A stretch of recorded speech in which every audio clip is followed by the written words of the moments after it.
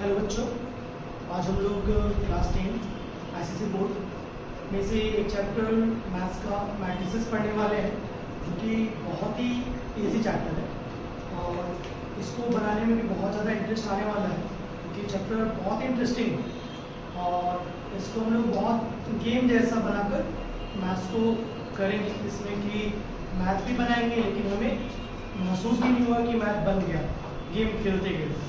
तो मैट्रिसेस क्या होता है और मैट्रिसेस हम लोग कैसे करते हैं, उसके लिए हम लोग पहले इसका मैट्रिसेस का डेफिनेशन, मैट्रिसेस कितने प्रकार के होते हैं, how many types of matrices, ये देख लेंगे। तो हम लोग देखते हैं कि क्या क्या दिया हुआ हमारे पास। तो हम लोग देख पा रहे हैं कि मैट्रिक्स, तो a matrix is a rectangular arrangement of number enclosed by a pair of brackets in the form of horizontal and vertical lines. बोल रहा है कि मैट्रिसेस एक रेक्टेंगुलर फॉर्म में आता है, जिसमें कि वो एक ब्रैकेट के अंदर में दिया हुआ रहता है, जिसमें कि कुछ वर्टिकल होता है और कुछ हॉरिजॉन्टल होता है। तो वर्टिकल को बोला गया यहाँ पर है, हॉरिजॉन्टल को कहा गया रॉ और वर्टिकल को कहा गया है कॉलम। तो देख पा रहे हैं आप मैट्रिसेस को, और कुछ इस टाइप से होता है वो, जैसे कि कुछ ये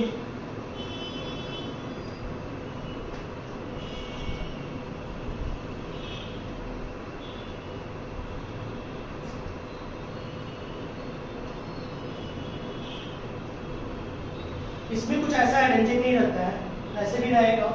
बस ये आपका सजा हुआ जो है इसी को मैट्रिसेस कहते हैं, जो कि ब्रैकेट से इनक्लोज किया रहता है। और इसमें आप देख पा रहे हैं कि इसमें रॉ और कॉलम, तो देखिए यहाँ बोला जा रहा है horizontal lines are called Ross.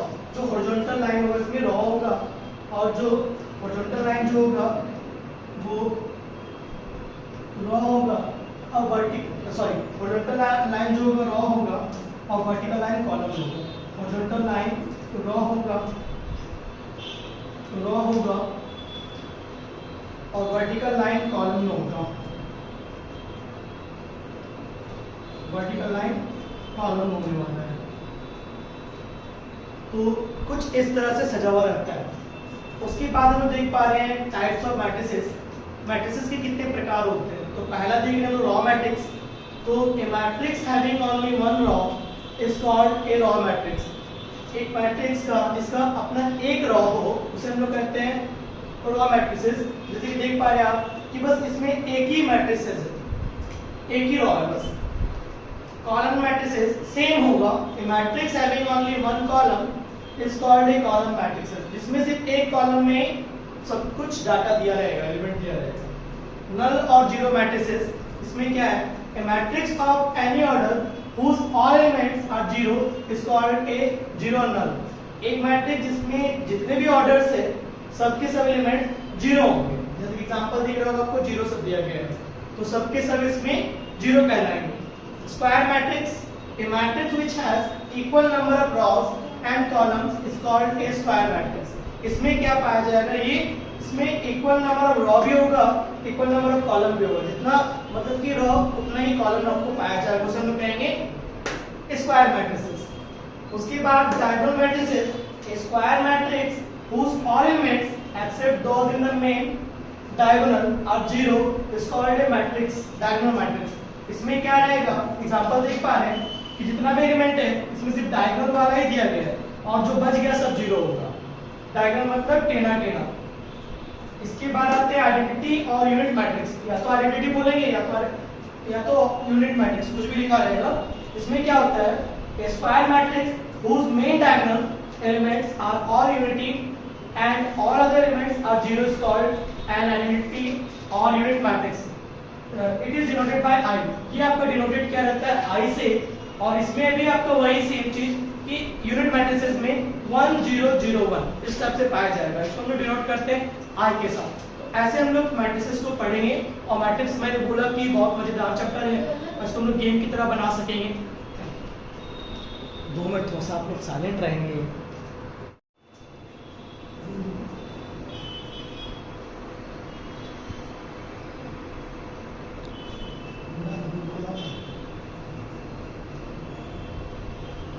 इसके बाद हम लोग देखने वाले मैट्रिसेस में possible orders and construction of matrices.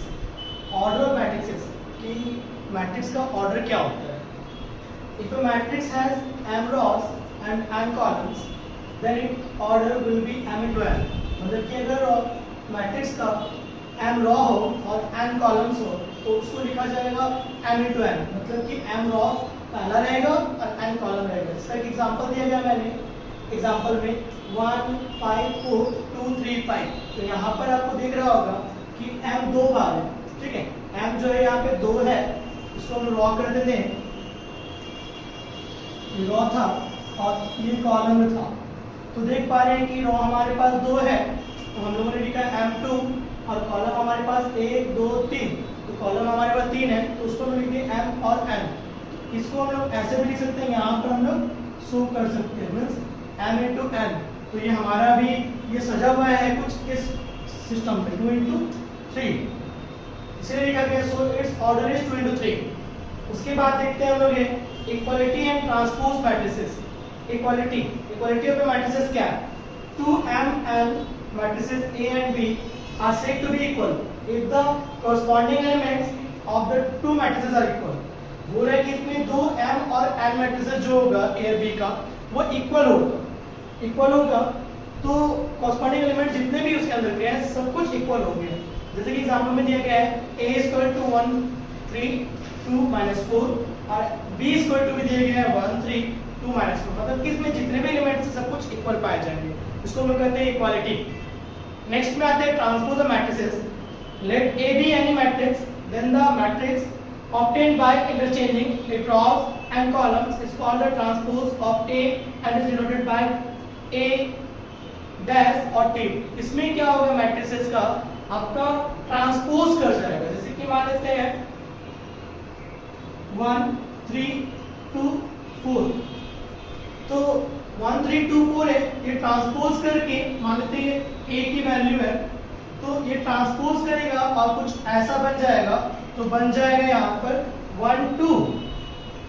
ये वाला जो है ये नीचे की ओर आ जाएगा 1 2 और ये 3 4 जो है इधर आ जाएगा. बस ऐसा हो जाएगा. इसे हम लोग कहेंगे ट्रांसपोज.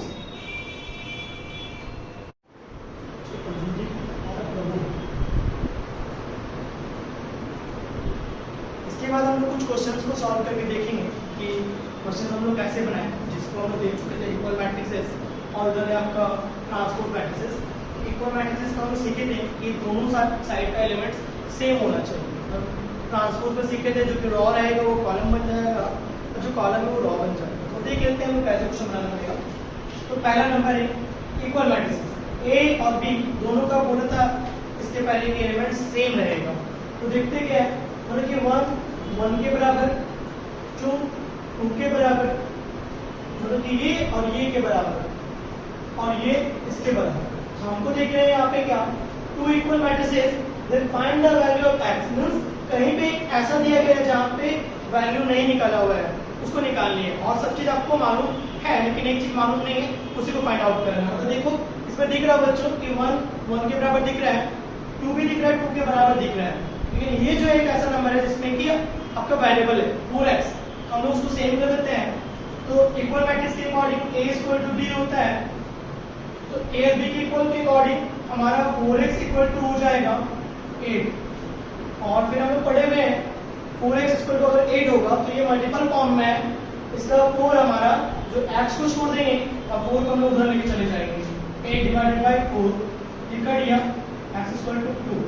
इस तरह हम लोग x का वैल्यू को निकाल के दिखा पाएंगे और ये इक्वल मैट्रिक्स का आपका क्वेश्चन रहेगा. फिर नंबर 2 में देख पा रहे हैं हम लोग कि find x y z and a for which. इसमें भी वही है सेम, ये भी सेम मैट्रिसेस. ये इसके बराबर पाया जाएगा, ये इसके बराबर पाया जाएगा, ये इसके बराबर पाया जाएगा और ये इसके बराबर पाया जाएगा. तो हम लोग सेम देख लेते हैं पहले करके. तो पहला x प्लस 3 इक्वल टू 0. तो फिर हम सीखे थे कि प्लस अगर उधर जाता है तो माइनस बन जाता है. x equal to -3. ये हमारा x का वैल्यू निकल गया. फिर वही चीज सेम अब इसका वैल्यू निकालेंगे. 2y प्लस x 7 के बराबर है, लिख देते हैं 2y plus x equal to -7. तो हम लोग देख पा रहे हैं कि x का वैल्यू हमारा निकल चुका है तो उसको हम यहाँ पर ठीक कर देते हैं. 2y प्लस x की जगह पे -3 हम लोग यहाँ लिख देते हैं। तो अब हम देख पा रहे हैं कि -3 हो जाएगा तो वो प्लस बन जाएगा 2y - 7 प्लस 3। अब हम लोग देख पा रहे हैं 2y = -4। अब ये मल्टीपल फॉर्म में उधर जाएगा तो डिवाइड बन जाएगा y -4/2। तो ये हमारा आ गया y = -2। x का वैल्यू आ गया, y का वैल्यू आ गया। अब हम लोग निकालेंगे z का वैल्यू। z - 1 = 3। तो z - 1 = 3 हो गया। z ये -1 उधर जाएगा तो प्लस बन जाएगा। तो z का भी वैल्यू हमारे पास आ गया, x का आ गया, y का आ गया, z का आ गया। अब बच गया हमारे पास a का वैल्यू। तो देख लेते हैं 4a - 6 2a के बराबर है। 4a - 6 2a के बराबर है। तो हम देख पा रहे हैं ये दोनों आपस में जुड़ेगा नहीं, इससे भी घटेगा नहीं। इसको इधर ले आ रहे हैं क्योंकि वो दोनों सेम एलिमेंट है, 4a और 2a। तो 4a ये प्लस में था, इधर आया तो -3, और ये माइनस में था उधर गया तो प्लस में। तो 4 से 2 माइनस हुआ तो 2a = 6। अब a = 6/2। इस तरह बच्चों आपका चारों का वैल्यू निकल गया। कुछ क्या क्या है, x है आपका -3, y है आपका -2, z है आपका 4 और a है आपका 3। ये चार वैल्यू आपका निकल गया इक्वल मैट्रिक्स के द्वारा। अब हम लोग देखते हैं ट्रांसपोज मैट्रिक्स, जो कि हम लोग सीखे थे। a आपका दिया गया है, a का वैल्यू, और a ट्रांसपोज निकालना है। a के ऊपर t जो लगा हुआ है ट्रांसपोज में मैंने बताया था कि ये जो वैल्यू है ऐसे, ये ऐसे हो जाएगा, मींस 1 और 2 उस साइड में इस साइड में बन जाएगा। तो 1 ऊपर और ये 2 नीचे आ जाएगा। इस तरह से ये वाला भी हो जाएगा। -1 और 6 जो है, -1 इधर हो जाएगा और 6 नीचे आ जाएगा। मतलब कि रो कॉलम बन गया, कॉलम रो बन गया। फिर इसके तरह हम लोग इसको भी देखेंगे, इस पे भी हम लोग ट्रांसपोज लगाएंगे। इस पे भी वही होगा, 0,3 इस साइड में है, 0,3 इस साइड चला जाएगा। 0,3 आपका रो में है तो कॉलम में बन जाएगा 0 और 3 और 7 4 आपका ऐसे बन जाएगा। तो ये रहा आपको प्रूव के ये ट्रांसपोज और ये इक्वल मैट्रिक्स। कुछ इस तरह हम लोग क्वेश्चंस को सॉल्व करते हैं। तो बंद हो गया है।